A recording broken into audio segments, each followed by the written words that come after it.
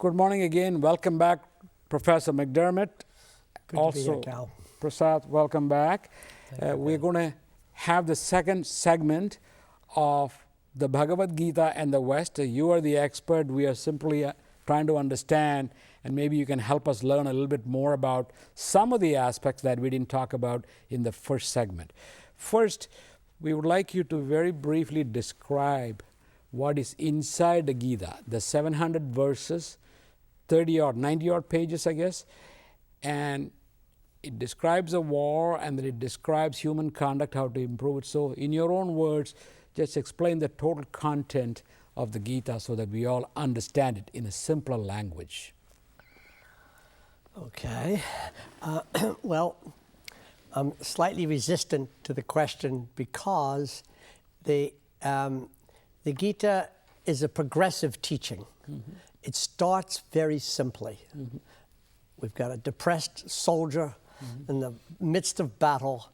We've got a charioteer, and they talk.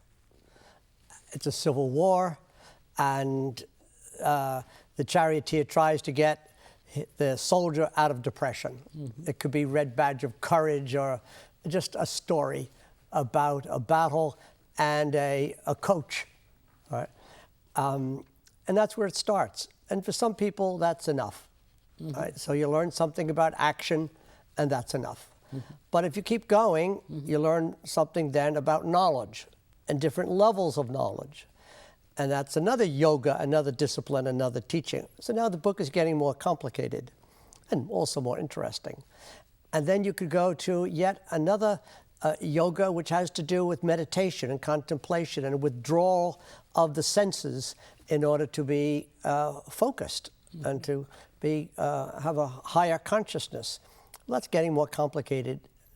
Again, each degree, so it keeps progressing to something more and more high or deep, sophisticated, profound.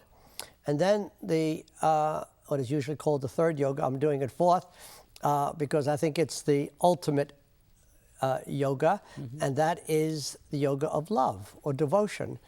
And at the end, what started just about a charioteer and a warrior and depression finishes with Krishna saying, now you see what I'm talking about.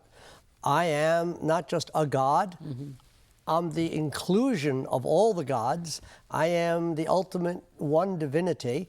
And therefore, when I say to you in chapter 2, it's not about you, now you could see the extent of how it's not about you, how it's not even about this war, how it's about the whole of humanity and the divinity that's in you.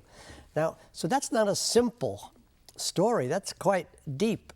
Well, if it weren't deep, it wouldn't be one of the world's greatest scriptures, one of the world's greatest revelations. Who said the divinity should be simple? It's very complex, and the relationship between the human and the divine is complex. So we could settle for the early chapters where it's simple, but if we get to chapter 9, we're dealing with a god, we're dealing with a mystical vision, we're dealing with transformation, so that at the end, when Arjuna goes into fight, he's not the same Arjuna. In a certain sense, he's not even fighting. He is sort of fighting and not. I mean, he's not angry. He's filled with love of Krishna, and he's transformed his mind. He's transformed his whole relationship to the world and to the divine. So now it's a little Krishna that's acting, or high Arjuna that's acting, and they come then to mean they sort of meet.